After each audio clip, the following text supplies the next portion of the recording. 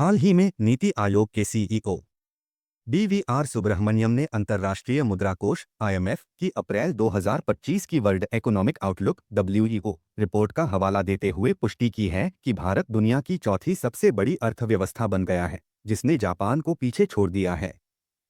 इस रिपोर्ट के अनुसार वित्त वर्ष 2026 में भारत का सकल घरेलू उत्पाद जीडीपी लगभग 4.187 ट्रिलियन डॉलर रहने का अनुमान है, जबकि जापान का अनुमानित 4.186 ट्रिलियन डॉलर है।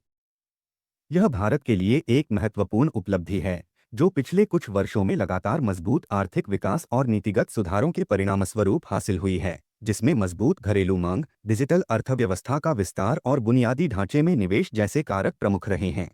जिससे भारत वैश्विक मंच पर अपनी आर्थिक स्थिति को और मजबूत कर रहा है और अगले कुछ वर्षों में जर्मनी को पछाड़कर तीसरी सबसे बड़ी अर्थव्यवस्था बनने की राह पर अग्रसर है।